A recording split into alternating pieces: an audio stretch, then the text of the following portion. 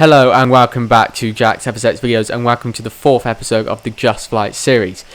For today's episode, it's going to be the Airbus A320-200, aircraft that I featured quite a lot in my channel. This aircraft comes in 4 liveries: British Airways, United, Air France and Lufthansa, which is what you're seeing here. So first thing, what you can hear in the background is the sound set. It says it comes with a high quality sound set, but I just say it's probably average, an average sort of sound set for this aircraft overall. It's probably best when it's on the ground. Gears, it could have a lot more detail really, because all the detail in the gears is pretty much just 3 wires coming down, which I think could definitely be improved on than that, because there's more details in gears than obviously what you're seeing. Then just on the engine, underneath the wing, there's quite a lot of detail there, more than what you see in the gears. It's obviously, they've obviously looked at where the panels fit and everything, and that's quite good detail there. Front gear, you can also see the landing light that I've just turned on and the animation on the far right. That could definitely be improved on as well. Most aircraft are pretty much like that, but that's just what you usually have to settle for. What I really liked was the text resolution on this aircraft. You can read all words on the aircraft, wherever they are, whether they're inside or out. The only thing that is not good about text resolution is in 2 places. Here, the windows, they are just quite blurry, really, comparing it to the rest of words and other areas of the aircraft. But if you look more distant, it does get a little bit better. It's not as blurry, but even when you're on full zoom out, you can still tell that it's not the best it could be, and it could definitely be improved on. So that's one of the 2 areas. The next area is on the flaps just here, which is pretty much the same level of resolution as the windows, the passenger windows. So another area that could be improved on. But then if you go onto the main wing itself, that's once again really clear, as the rest of the aircraft is. The fuselage, the engines, the gears, that's all at a really high standard. You can read the writing on that aircraft where it says "Do not walk outside of the line," and that red bit up in the corner there, that's also in good resolution, and so the other things that are actually attached onto the aircraft.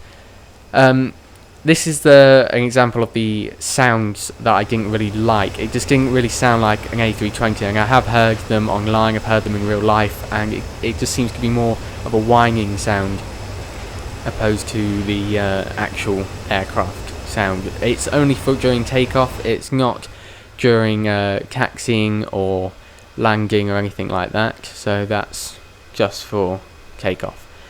Then obviously for the takeoff here, it's fine to take off. The stick moves easily, the gears go up all fine. It's got full animations of a lot of things like passenger doors, cargo doors, engine fans, rotating wheels, undercarriage and all that sort of stuff, start-up smoke. It's got a little bit more than the box standard for animations, so that's quite good there. It turns really well, there's no problems with that. It's quite sensitive, which is fine really, I'm not too worried about that. One thing that I didn't really like was this sort of jagged diagonal shadow being cast on the aircraft from the tail fin, obviously from the sun. Didn't really like that. It's seen on most aircraft, even default aircraft, but it's just something that I know can go, because I've got some aircraft that don't have that. The cockpit is extremely good. It's in really good detail. You can press almost all the buttons on this sort of bottom section here. Everything is in high resolution, so there's no really problems there. One thing that I would comment on this lower section here is the reflection just above there of the navigational display and the primary flight display. That's not really accurate for what it would be in the actual aircraft. It's a bit stretched. Overhead panel, you can see that the lights can flick on and off as you obviously switch them. The FMC works fine as long as you obviously turn it on. It doesn't start on as some other aircraft do. You have to actually press the on-off button.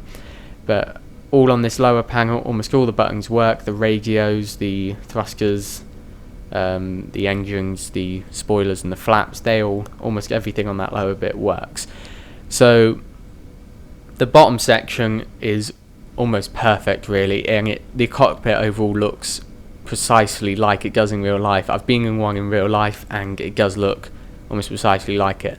But once you go up onto the overhead panel, it does get a little bit disappointing because almost all the buttons apart from the center don't work. It's pretty much just the center front that works with the lighting and anti-ice and all that sort of standard stuff, but all the bits down the side don't work, and towards the back, now this really far back bit with the green and black buttons, that doesn't work at all. But I am happy that they've kept it as a just as good high resolution as the rest of the aircraft, so that's obviously really good. You can read everything up there, but once again, disappointment that none of those buttons work at all. The back panel here, you never expect them to work because no add-on aircraft I've ever got has these back buttons working, so I'm not worried about that. But I don't really like it how it's slightly blurry. It's not as bad as it could be. I've seen far worse than this, but it's not as good as it could be. So it's just sort of average there. You can still just about read what it says just by making it out, but it's not as good as it could be. So then moving on to the 2D cockpit, pretty much standard as it could be, which you'll just see in a sec. There you go. It's pretty much standard as it could be. It's not really anything special to it. It's just how it should be, how it works. Almost all 2D cockpits have every button working, which this one does. All the autopilot works anyway, even on the 3D cockpit, so no problems there. Then on to the landing. You can hear the sounds obviously in the background as we go along. That I don't really have any problems with those. That's just the flaps going down there, the closer animation. That all goes down smoothly, so that's all good. And like I said, texture resolution not the best on the flaps there. Gears, I think the panels sort of drop down a bit too fast. They go up okay, they go up at the right speed. The gears go down and up at the right speed. It's just when the panels drop down, I think they just go a bit too fast. Landing, as you can see, I've done a double bounce, well, single bounce really, just on the landing there. It's actually quite hard to land this aircraft at the correct glide slope and not do a double bounce. You really have to come in at a really low glide scope to avoid that from happening, which is obviously below the PAPI lights. So that's a bit of a disappointment there, because I've also used other Airbus aircraft and they don't do that. So finally, here's just the inside of the speed brake or spoilers, depending on when you're using them. It's pretty much standard really. It's a bit disappointment because once again it's the same sort of thing as the gears. It's just got 3 wires that go along, and then the rest is 2D at the back, sort of pipes and other wires, and then that's just the animation goes down. All the animations are fine and smooth, and it's got more than the average aircraft, so I'm happy with the animations on that. So that's it for this episode. Thank you for watching. The next episode I can tell you this week will be a Eurofighter. Not sure when that will be out, as all these episodes are out at random dates, but I know there's been quite a gap from this episode from the last FSX episode, so sorry about that. But that will be out as soon as I can get it out, probably within 2 or 3 weeks. Sorry about there's been no flightsim.com episodes. I've been in contact with them. They've just said it's been a slow summer with aircraft coming in. So thanks for watching.